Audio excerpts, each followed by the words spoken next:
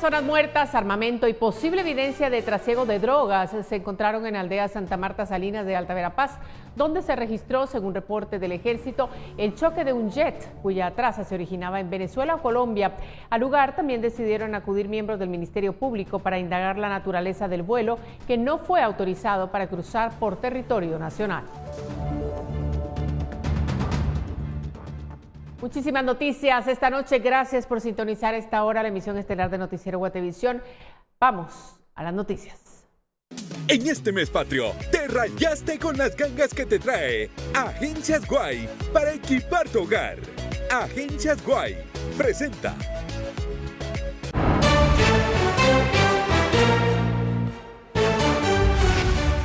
Manuel Valdizón ingresa a una prisión en Georgia, Estados Unidos, para cumplir una sentencia de 50 meses por lavado de dinero, proceso que retrasó porque el ex candidato estaba contagiado.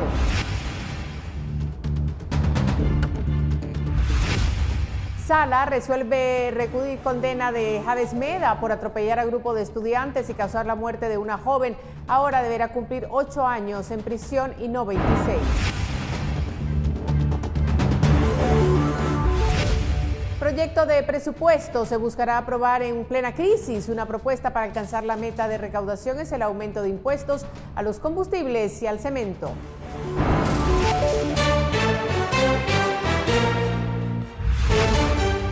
Análisis de la Organización Internacional del Trabajo sobre el impacto de la COVID-19 en el mercado laboral revela una caída masiva de los ingresos laborales en un 10.7%.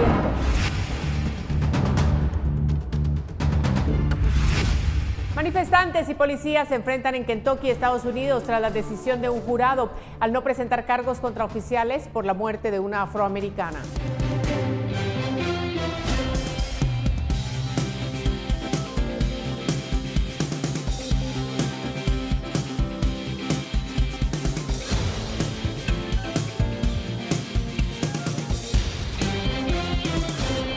En este mes patrio, te rayaste con las gangas que te trae Agencias Guay para equipar tu hogar. Agencias Guay presentó. El ex candidato presidencial Manuel Valdizón se entregó al Buró Federal en una cárcel correccional de Georgia, Estados Unidos, en donde cumplirá 50 meses de prisión. Manuel Valdizón, ex candidato presidencial por el partido Líder, fue declarado culpable de lavado de dinero y fue sentenciado a más de 4 años de prisión en Estados Unidos en noviembre de 2019. Sin embargo, fue hasta este miércoles que entró a prisión.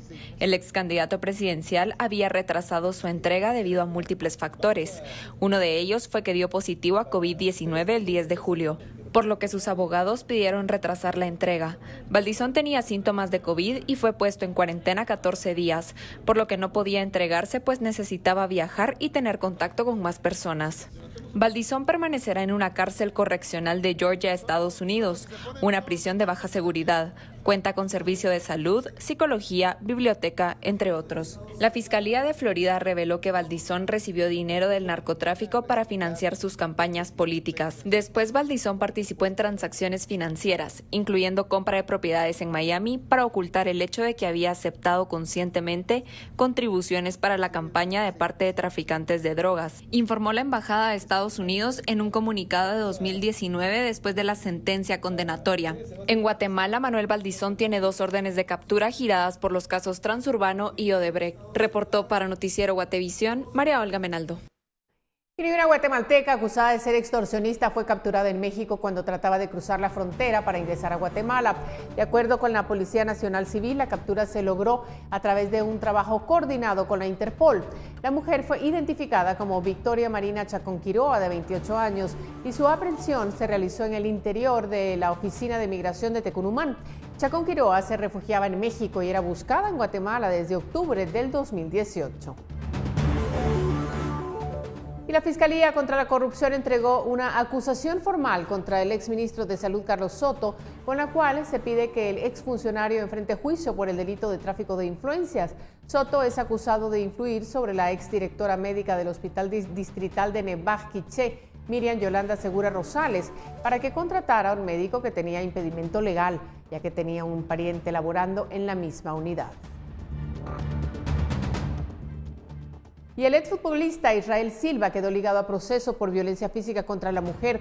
En el 2019 el jugador tuvo una falta de mérito en el caso, pero la Sala Quinta de Apelaciones ordenó ligarlo a disposición que se cumplió hace un año después. Silva, quien es el golpeador del equipo Super Chivo, no estará en prisión mientras continúa la investigación.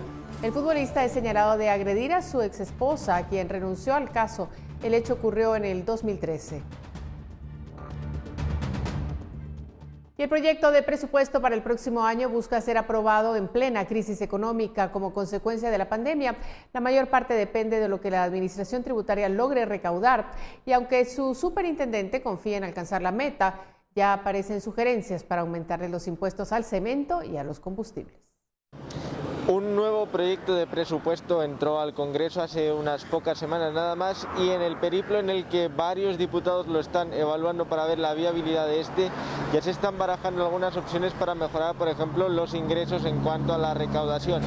Si bien desde la Superintendencia de Administración Tributaria dicen que todavía no sería necesario, al menos para 2021, reconocen que de ser necesario aumentar la carga tributaria, esta se haría tanto en los combustibles como en el cemento. La pregunta ¿es esto necesario y luego es viable?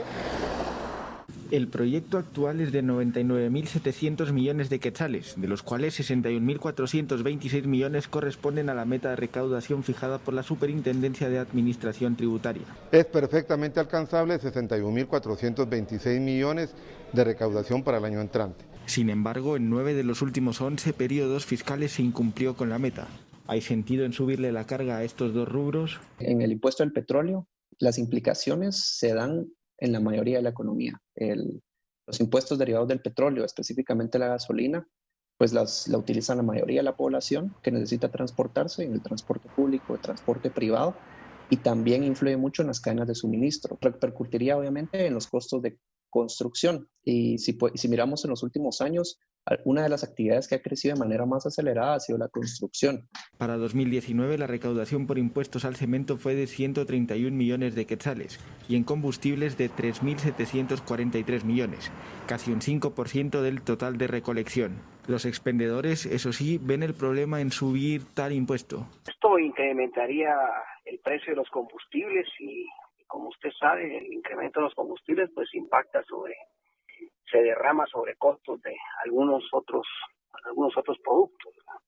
Esto limitaría al consumidor en recursos para poder ese dinero poderlo invertir o gastar en otros productos. Con imágenes de Miriam Figueroa, reportó para Noticiero Guatevisión, Felipe Garrán. Bueno, y siempre dentro del proyecto de presupuesto, el Congreso hace las veces de pasarela para que los distintos ministros expliquen ante los diputados el desglose de lo previsto para sus respectivas carteras. Esta mañana, Gobernación y Comunicaciones tuvieron su turno con dos palabras en mente: austeridad e inversión. Muchas veces nos endeudamos para funcionamiento, para gasto. Yo creo que endeudarnos para inversión siempre va a ser una muy buena opción, una muy buena alternativa, porque el impacto es más favorable. A veces los presupuestos, muchas veces en los gobiernos, hay mucha ilusión, mucha expectativa, pero la mayoría de los recursos están comprometidos. Casi todos los años es básicamente lo mismo. El Ministerio de Finanzas es el que presenta el proyecto de presupuesto anual, pero con base en las necesidades de cada dependencia. Es por eso que los ministros han sido citados al Congreso para explicar el apartado de sus carteras. Hoy, Gobernación y Comunicaciones. El primero reconoce que habrá de ser austero. Algunas medidas para reducir el gasto de funcionamiento y todo eso trasladarlo pues a la inversión que necesito hacer en cárceles, en comisarías, compra de equipo para la PNC, que es lamentable el estado también del equipo de la PNC. Tenemos armas que ya no funcionan para la época en que estamos. Tenemos carencia de movilidad. No pienso estar comprando, como se ha hecho en años anteriores, miles de pick-ups para hacer radiopatrullas. Creo que la movilidad es esencial. Voy a invertir básicamente en movilidad en motocicletas, en radio, en comunicaciones para la PNC. El segundo, en cambio, destaca que priorizarán la inversión. El presupuesto del Ministerio de Comunicaciones está compuesto por el 78% de inversión y creo que son alrededor del 22% que es de funcionamiento Tenemos un presupuesto que va orientado exclusivamente a la inversión de obras importantes que van a ayudar no solo a la reactivación económica del país, que es muy importante para la generación de empleo. Y eso es lo que destacan desde la Comisión de Finanzas del Legislativo. Esta es la primera vez que está llegando a un 20% de inversión, agregando un capítulo de reactivación económica de 4.600 millones.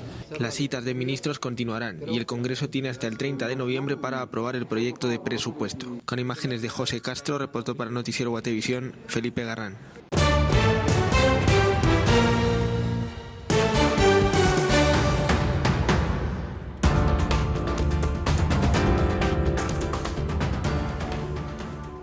El exdiputado Rodolfo Moisés Castañón es prófugo de la justicia debido a que no se presentó al juzgado. Regresamos con eso y más.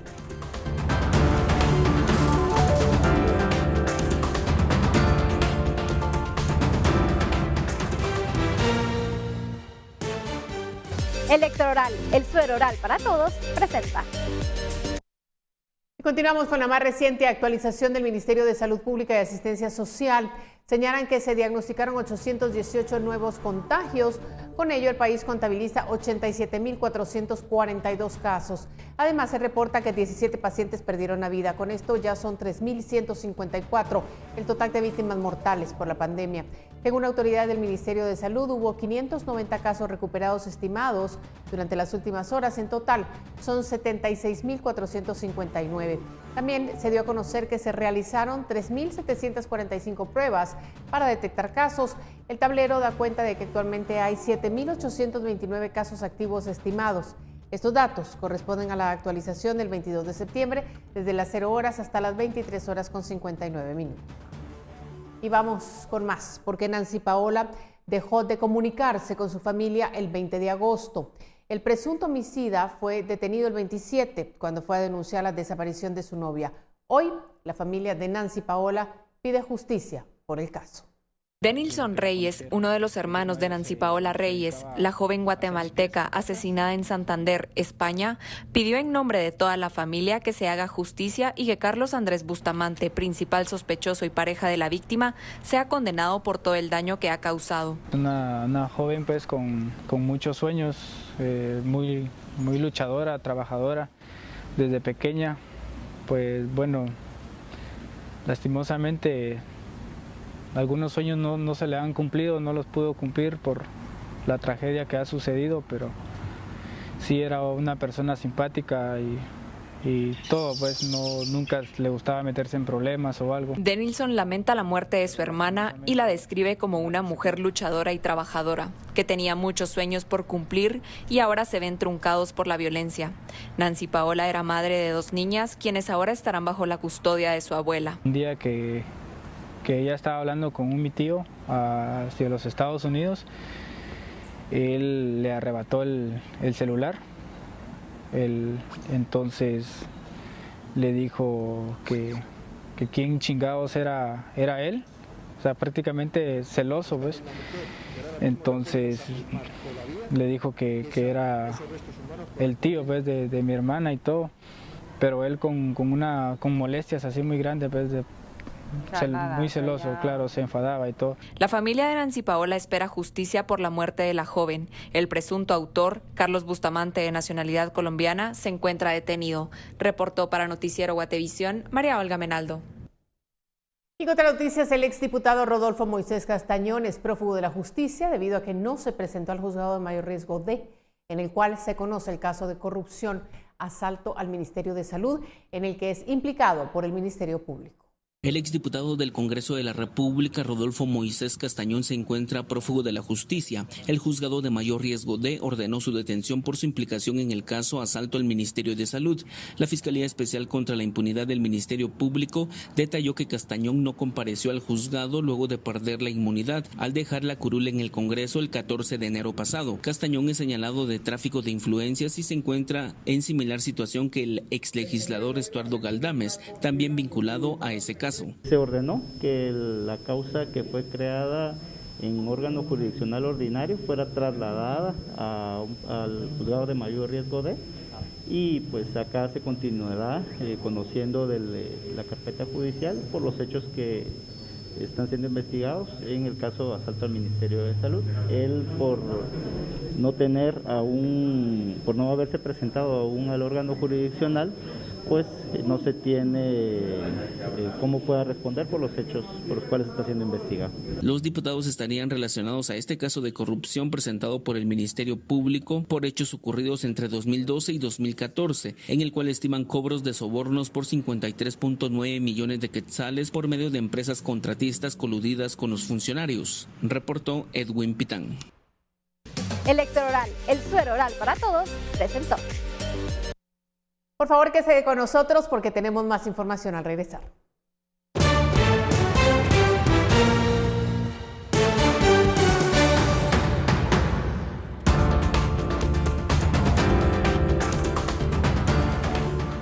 Fiscalía contra la Corrupción presentó una apelación en contra de la falta de mérito que se dictó a favor de Patricia Marroquín, esposa del expresidente Jimmy Morales. Tenemos más al regresar.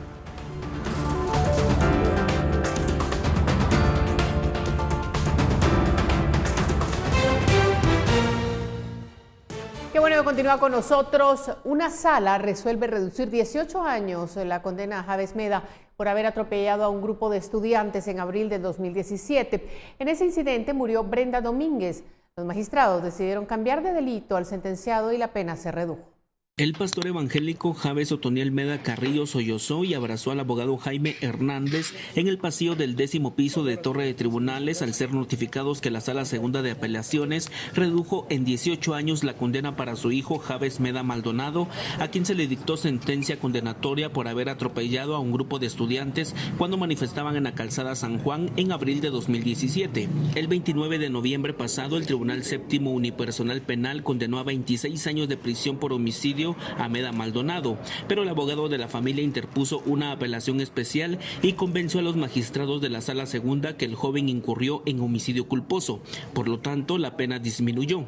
Se ha acogido el recurso de apelación especial, se ha modificado la sentencia por homicidio culposo, que ese fue lo que se peleó desde el primer día de la primera declaración de Javes Emanuel Meda Maldonado, y se le ha impuesto la pena de 8 años de prisión inconmutables.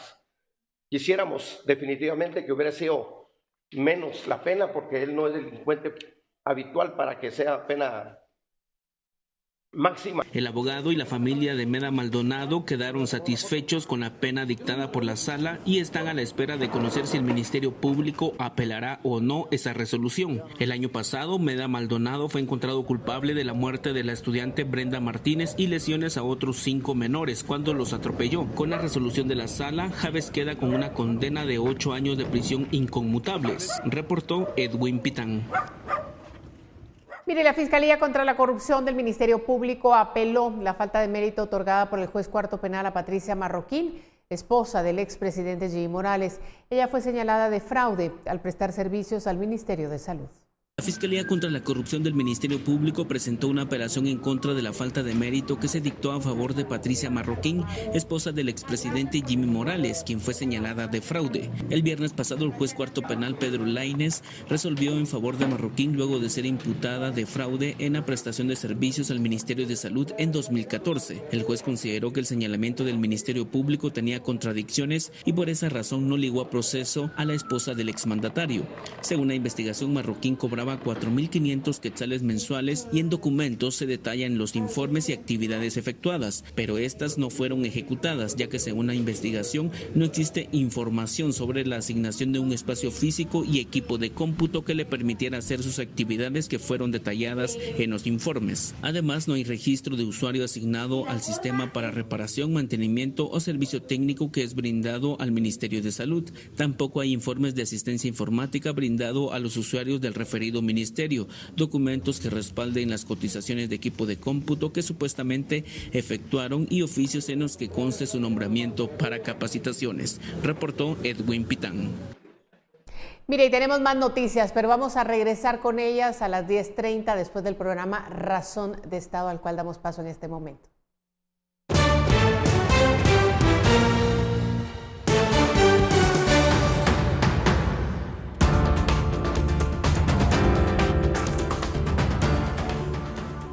Análisis de la Organización Internacional del Trabajo sobre el impacto de la COVID-19 en el mercado laboral revela una caída masiva de los ingresos laborales.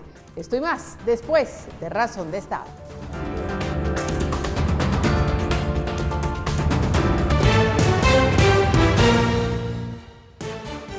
Qué bueno que continúa con nosotros. Seguimos con las noticias en Guatevisión y en este momento nos acompaña Pamela Valdés, que tiene el pronóstico del clima.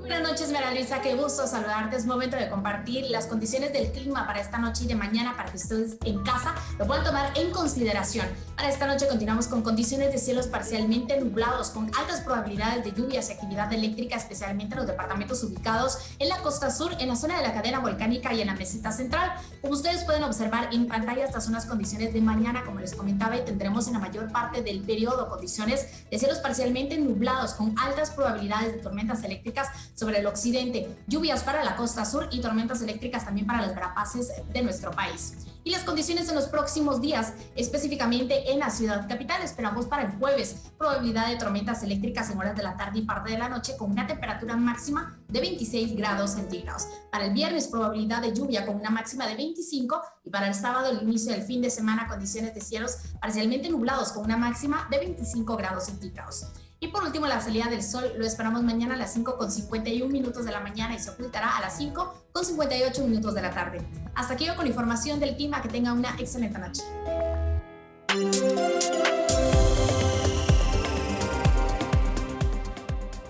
Tenemos más información. La Organización Internacional del Trabajo publicó un análisis sobre el impacto de la COVID-19 en el mercado laboral y cómo los ingresos han caído en el mundo.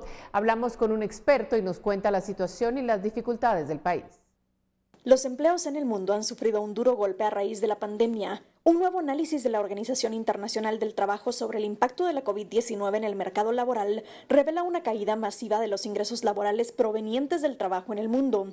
Los ingresos a escala mundial han disminuido alrededor de un 10.7%, que equivale a 3,5 billones de dólares. Esto en los 3 primeros trimestres del 2020. La mayor reducción tuvo lugar en los países de ingresos medianos bajos, en los que la pérdida de ingresos provenientes del trabajo alcanzó el 15.1%. América, en la que se registró una pérdida del 12.1%, fue la región más afectada. Hablamos con Ricardo Rodríguez, analista económico de CABI, quien nos amplía la situación de empleabilidad en Guatemala. Más de 170,000 contratos de trabajo formales fueron suspendidos a causa de la pandemia y alrededor de 15,000 empleos nuevamente formales ya fueron despedidos, 15,000 personas ya fueron despedidas.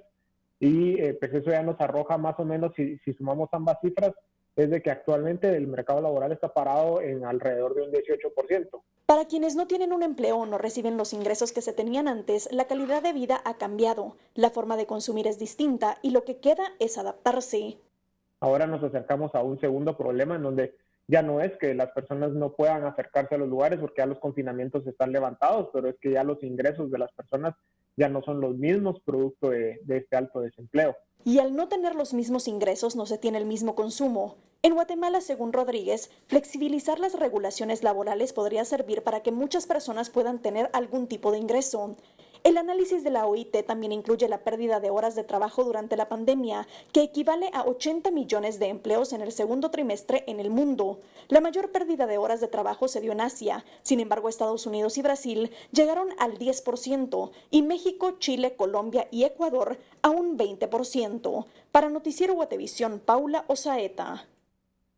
Mire, la publicidad para cualquier negocio es fundamental. Sin embargo, en medio de la pandemia hay empresas que no saben si invertir en eso. 2 expertos en marketing desarrollaron 6 claves para la publicidad en tiempos de pandemia. Para cualquier negocio, la publicidad es fundamental para mantenerse en la mente del consumidor. Pero en medio de la pandemia, ¿se recomienda invertir en publicidad? Katy Monge y Rodolfo Martín de SEC Guatemala comparten 6 claves para la publicidad en tiempo de pandemia. La primera es generar contenido de valor utilizando la creatividad y por medio de este generar tráfico orgánico no solo en redes sociales, también en páginas web o blogs. La segunda clave es saber dirigir la pauta, conocer al grupo objetivo y saber cuál es la mezcla de medios más adecuada. La tercera es el posicionamiento. También tener muy claro el fin último del mercadeo y la publicidad, que es generar vínculos y relaciones emocionales fuertes y duraderas entre marcas y personas, ¿verdad? La gente no compramos productos, compramos marcas. Otro punto es quitar la publicidad de una empresa no significa necesariamente un ahorro, son ahorros mal entendidos, como decía antes, porque el que deja de tener presencia deja de estar en la mente del target. El último es tener un mix adecuado de medios para el producto o servicio. Martín es parte de un grupo de expertos en marketing que forman parte de un programa que brinda apoyo a las MIPYMES. Dan asesorías gratuitas para ayudarlos a saber en qué canales pueden colocar su publicidad. Para empezar, los medios digitales y las redes sociales, pues es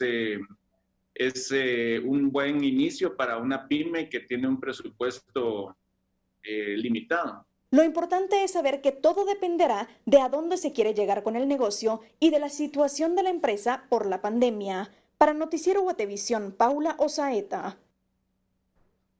Mire, María Isabel Grajeda es una mujer que ha creado una iniciativa que busca ayudar a un grupo de personas de la tercera edad con diversos padecimientos que se dedicaban a la venta de helados en las calles de la zona 1. Durante la pandemia han obtenido un techo y alimento, pero los insumos se están acabando y podrían verse obligados a salir de nuevo con el riesgo de infectarse.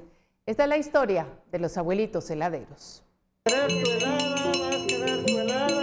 Sánchez, hay Pichuca, hay Olimpia, vas a querer helada, hay Queen.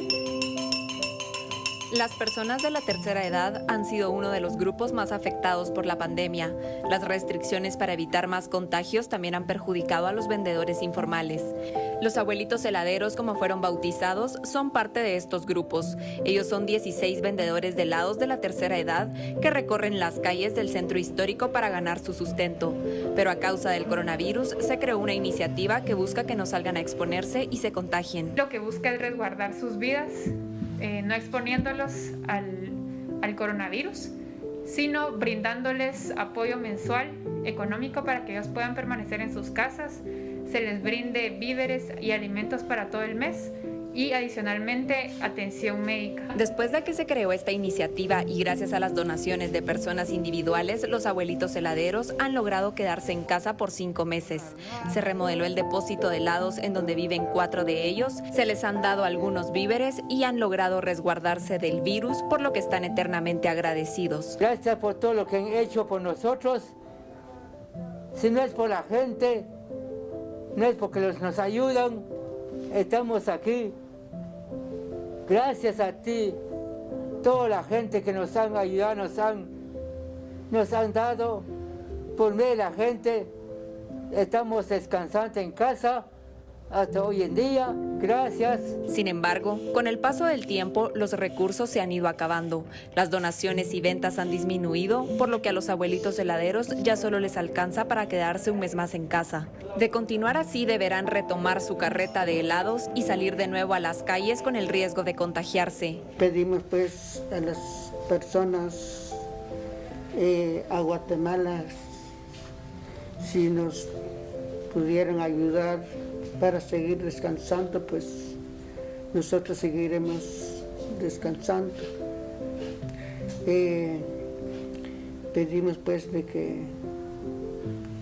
que todo sea para bien de todos los compañeros que estamos laborando acá. Don Julio, uno de los abuelitos heladeros, se encuentra enfermo, tiene cáncer de próstata y gracias a esta iniciativa está recibiendo la atención médica que necesita. Para poder continuar apoyándolo necesitan más donaciones. Mientras tanto, doña María, su esposa, se encarga de cuidarlo en casa. Y de repente empezó él así, un día domingo, no tenía nada, comimos, cenamos.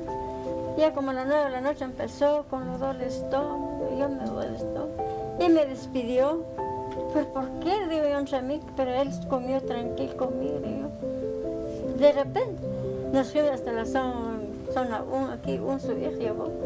Pero le pusieron el son, llegó, yo estaba llorando, ¿qué voy a hacer yo? Yo veleo con él, ¿qué hago? Jugar con Minina, la mascota de la casa, les brinda alegría, pero ya no podrán hacerlo más. Deberán retomar sus labores, ya que tras 5 meses la ayuda ha disminuido considerablemente. Los abuelitos heladeros han endulzado la vida de muchas personas. Si usted quiere colaborar con ellos, puede comunicarse al teléfono 46 74 43 58 o a la página de Facebook Abuelitos Heladeros. Con imágenes de Fernando Cabrera, reportó para Noticiero Guatevisión, María Olga Menaldo. Y claro que hay que apoyarlos, ellos nos han dado tanto. Bueno, y continuamos con más información en el Noticiero Guatevisión. Al menos 39 personas murieron en el derrumbe de un edificio ocurrido hace 2 días en el oeste de India, según un nuevo balance comunicado este miércoles por las autoridades. Las esperanzas de encontrar más sobrevivientes están disminuyendo. Agregaron, hasta la fecha, los socorristas de la Fuerza Nacional de Respuesta en casos de desastre han podido sacar con vida a 20 personas de los escombros de este edificio residencial de 3 pisos cerca de Bombay. Los equipos, con ayuda de perros rastreadores, también sacaron a 39 cuerpos entre los restos del cemento y ladrillo del edificio. Las causas del accidente no se conocen por el momento. Los derrumbes de edificios son relativamente frecuentes en India entre junio y septiembre durante la temporada de lluvias intensas que a veces debilitan las estructuras. Y la Organización Panamericana de la Salud advirtió que el COVID-19 seguirá propagándose, incluso con una vacuna. La directora de la Organización Panamericana de la Salud, Clarissa Etienne, aclaró que no hay soluciones mágicas y llamó a seguir confiando en las pautas impuestas para minimizar la propagación del virus, como las pruebas diagnósticas, el rastreo de contactos y las cuarentenas, así como el distanciamiento físico, el lavado de manos y el uso de cubrebocas. Mire, Estados Unidos comenzó este miércoles 3 días de homenajes en la Corte Suprema y el Capitolio para despedir a la jueza progresista Ruth Bader Ginsburg, cuya muerte dejó una vacante en el alto tribunal y desató un nuevo choque entre demócratas y republicanos en plena campaña electoral. Empleados judiciales recibieron el féretro de la jueza formados en las escalinatas, todos vestidos de negro y con la boca tapada por mascarillas negras debido a la pandemia. Ginsburg, que murió el viernes a los 87 años, se había convertido en un ícono popular para la izquierda por su defensa de la igualdad de las mujeres ante la ley. Su féretro fue colocado en el mismo lugar donde descansó el ataúd del presidente estadounidense Abraham Lincoln en 1865, delante de un retrato al óleo de ella. Y las calles de Kentucky, en Estados Unidos, se han llenado de manifestantes que no tardaron en mostrar su rechazo a la decisión del gran jurado del estado, que no ha presentado cargos por asesinato contra los oficiales de policía involucrados en la muerte de una afroamericana, que en marzo pasado fue abatida a tiros cuando 3 agentes buscaban drogas en su casa. Los fiscales anunciaron este miércoles que 2 de los agentes que abrieron fuego contra la mujer tenían justificación para usar la fuerza para su protección. Por otra parte, se acusó formalmente de 3 cargos de peligro injustificado en primer grado a un oficial despedido por disparar contra las casas de los vecinos de Taylor durante el operativo la noche del 13 de marzo. Según medios locales, cada uno de los cargos de peligro injustificado conlleva una sentencia de hasta 5 años de cárcel. Y el presidente Donald Trump honró a los combatientes de Bahía de Cochinos en la Casa Blanca este miércoles. En su alocución fustigó a sus oponentes políticos. Jorge Agobián, de La Voz de América en Washington, siguió de cerca el evento y nos informa. En un evento en la Casa Blanca, el presidente Donald Trump recalcó su postura de máxima presión sobre los gobiernos de Cuba, Venezuela y Nicaragua, y aseguró que muchas cosas están pasando ahora, las cuales dijo no puede develar. En el interín apostó por un hemisferio occidental democrático y aseguró que ocurriría más pronto que tarde. Estas promesas las pronunció en un salón repleto de cubano-estadounidenses, algunos de los cuales participaron en la fallida invasión de Bahía de Cochinos, en Cuba, en 1961. En ese ambiente, el mandatario anunció restricciones a la importación de alcohol y tabaco desde la isla y prohibió la participación de estadounidenses en eventos o conferencias organizadas allí. Que viva Cuba libre. En el mismo acto, el mandatario acusó a la oposición cuando faltan 41 días para las elecciones presidenciales. Ahora el Partido Demócrata está dando rienda suelta al socialismo en su propio hermoso país. Hoy proclamamos que Estados Unidos nunca será un país socialista o comunista, y agregaré esa palabra. Esta no es la primera vez que Trump afirma que sus oponentes son socialistas. Aunque ahora, en medio de la campaña, agrega la palabra comunismo. La campaña de su contrincante demócrata Joe Biden se defiende, asegurando que esa retórica busca crear miedo. Es ofensivo para familias como la mía, como mi esposo que salió huyendo de Venezuela, mi familia que salió huyendo de Nicaragua. Entonces nosotros nos estamos enfrentando a eso bien claro, que no existe esos valores en nuestro partido y en nuestro país. La estrategia de los dos candidatos en cuanto a Venezuela, Cuba y Nicaragua ha tomado un papel relevante en sus respectivas campañas, sobre todo en estados como Florida, donde según recientes encuestas, los contendores se encuentran o empatados o con un margen muy estrecho. Jorge Agobián, Voz de América, Washington.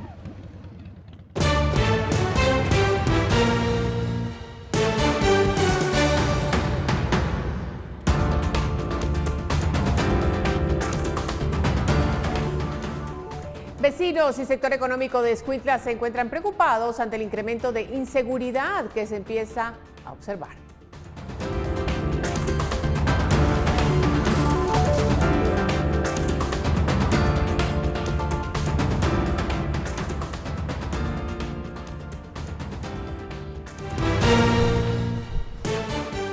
Continuamos con más. Vecinos y el sector económico de Escuintla se encuentran preocupados ante el incremento de la inseguridad paralelo al retorno de las actividades a la normalidad, por lo que esperan que las autoridades encargadas de la seguridad tomen acción para controlar este problema.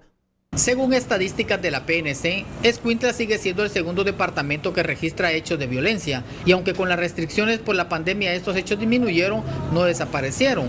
Por el contrario, con la reapertura a las actividades, estas volvieron a incrementarse. La verdad, ya vemos que no nos sentimos seguros porque hay muy poco patrullaje, digamos, dentro de nuestras comunidades.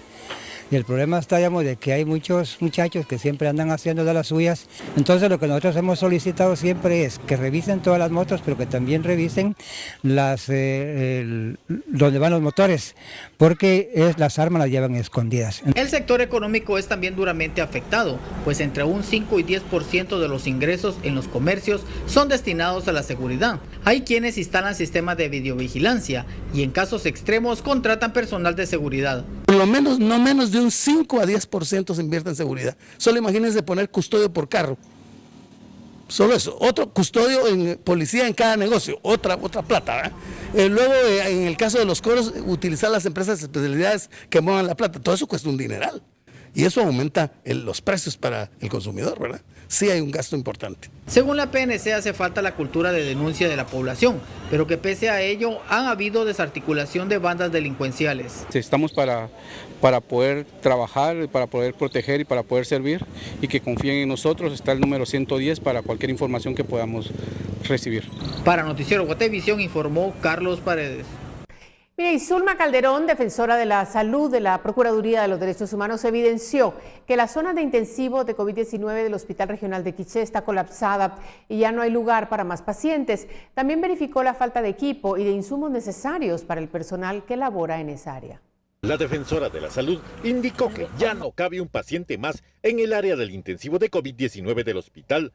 Expresó que falta equipo y al personal se le deben 3 meses de salario. Además, trabajan con equipo de baja calidad para evitar el contagio de la enfermedad. Que el área de intensivo de este servicio COVID se encuentra con el 100% de ocupación.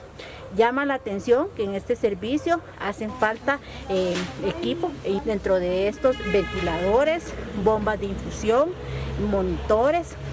También se evidenció que faltan medicamentos importantes, Mirazolam y Atracurio, lo que recarga el gasto de bolsillo para las familias de los pacientes. Las declaraciones de la defensora de la salud contrastan con las del director del hospital, quien recientemente indicó que todo estaba bien en el área de coronavirus y que el repunte de COVID-19 había bajado. Además, recientemente anunciaron que recibieron 9 ventiladores, pero la defensora denunció la falta de ese equipo. El área de COVID, gracias a Dios, empezó a disminuir la curva. Pues solo 3 tenemos ahorita. Un área de transición que manejamos ahí de SOE, como de esa pesadita está vacía. Para Noticiero Guatevisión reportó Héctor Cordero. Y cambiamos el tema porque este día se conmemora el Día Internacional de Señas y para conocer más sobre esto, Alberto Toro realizó una entrevista a Doris Parada, quien es intérprete de señas en la emisión dominical de Noticiero Guatevisión y nos habla sobre la importancia de esta labor.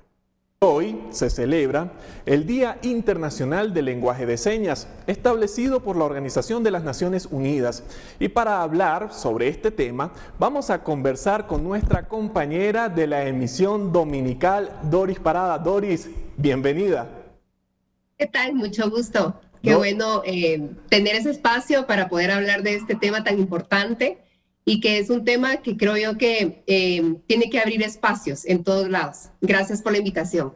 Doris, intenté hacer una demostración al inicio de esta entrevista con la introducción para abordar este tema. Quisiera iniciar la conversación hablando sobre las dificultades o complicaciones que tiene la comunidad de sordos en Guatemala en este momento. Ok. Pienso que uno de los grandes retos o desafíos que tenemos aquí en Guatemala para las personas sordas o personas con discapacidad auditiva, que esos son los términos correctos, es el acceso a la información. La falta de acceso a la información, tanto en diferentes medios de comunicación, como también en diferentes instituciones que tienen que velar también por los derechos de las personas con discapacidad auditiva. Creo yo que ahí, a partir de ahí, es la dificultad o el reto, la falta de acceso a la información a las personas con discapacidad auditiva. Ese es el gran desafío que tenemos aquí en Guatemala. Doris, pero el 28 de enero de este año entró en vigor la Ley de Lengua de Señas de Guatemala mediante el Decreto 3/2020. ¿Qué tanto ha cambiado la situación desde el momento en que se aprobó esta ley? Realmente creo que sí estamos dando pasos.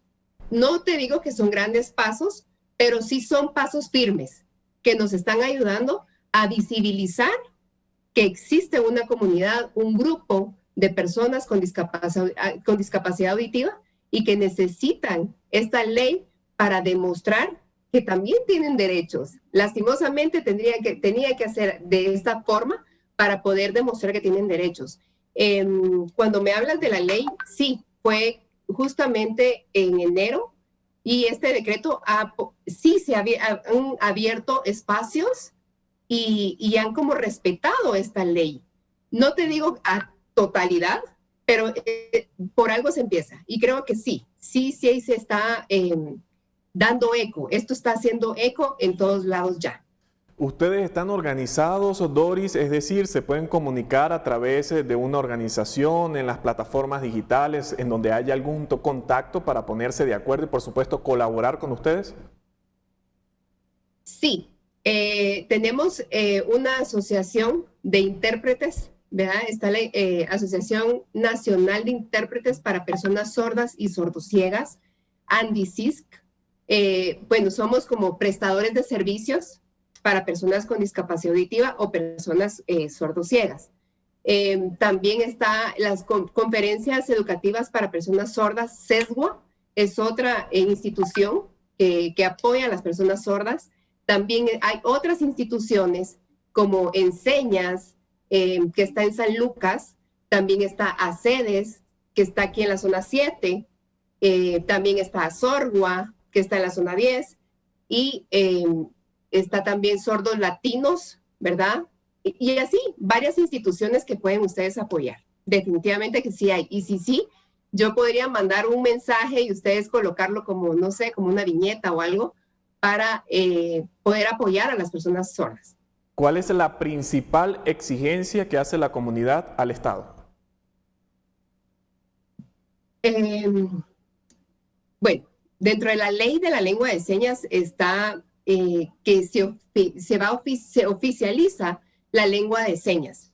Y una de las demandas es tener acceso a la información en todas las instituciones, en todos los medios de comunicación y ser parte de, ¿verdad? Ser inclusivos. Ese creo yo que es el más, es como el pedir, ¿verdad? Al Estado. El artículo 5 lo menciona de la ley de la lengua de señas, que es importante el poder divulgar todo este tipo de información para todas las personas sordas. Quisiera aprovechar estos minutos que nos quedan de esta conversación para conocer las señas que deberíamos conocer todos, o prácticamente la mayoría de la población, para ayudar a comunicarnos con la comunidad. Una mini clase, Doris, por favor, en un minuto, ¿cuáles son esas principales señas que deberíamos conocer todos? Perfecto. Bueno, primero creo yo que las frases de cortesía, una forma es decir, hola, ¿sí? Okay. Hola, hola, mi nombre, podría ser también, mucho gusto, ¿sí? Mucho gusto. Muy bien. Mi nombre, sería mi nombre, ¿verdad? O, ¿qué otra frase podría ser? Por favor, gracias, con permiso, ¿sí? Podrían ser unas, para que la persona sorda se sienta como identificada con la persona que está aprendiendo lengua de señas. Por ejemplo, esas son las frases de cortesía. Por ejemplo, Doris, feliz día. ¿Cómo sería feliz día? Feliz día. Muy bien, feliz día. Muy bien.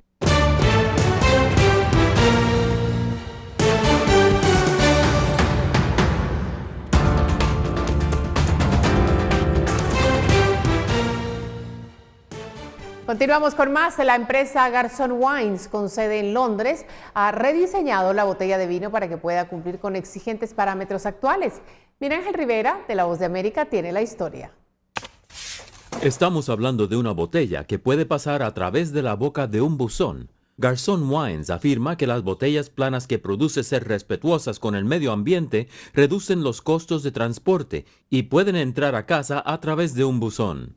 La compañía, con sede en Londres, ha tomado la forma tradicional de la botella y la ha aplastado, lo que significa que aún puede mantener el volumen habitual de 75 centilitros, solo que en un recipiente más largo y plano. Santiago Navarro, el presidente y cofundador de Garson Wines, dice que lanza las botellas de vino al siglo XXI.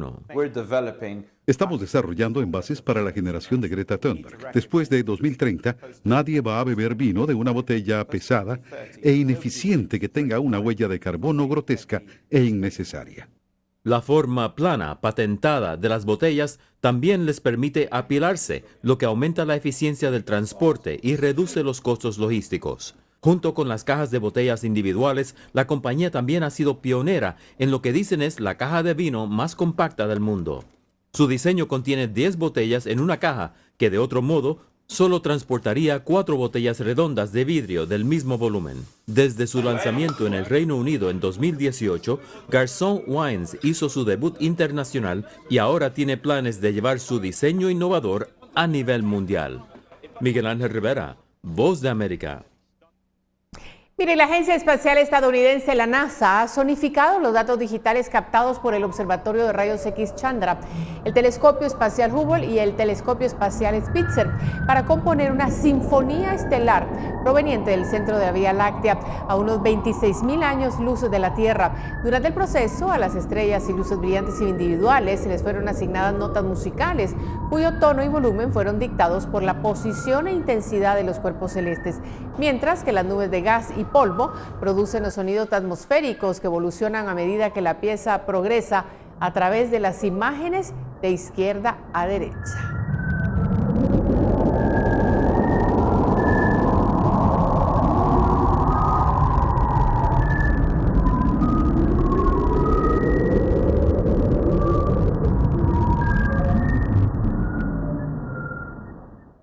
Bueno, es así que es una sinfonía espacial. Y con eso nos despedimos esta noche. Gracias por su sintonía. Regresamos mañana con más. Buenas noches. Eres admirable porque sin importar las circunstancias, demuestras esfuerzo, entrega y dedicación en tu trabajo. Por eso, hoy Ducal te rinde un sincero homenaje porque continúas llevando los frijoles a la mesa. Es momento de estar unidos. Frijoles Ducal.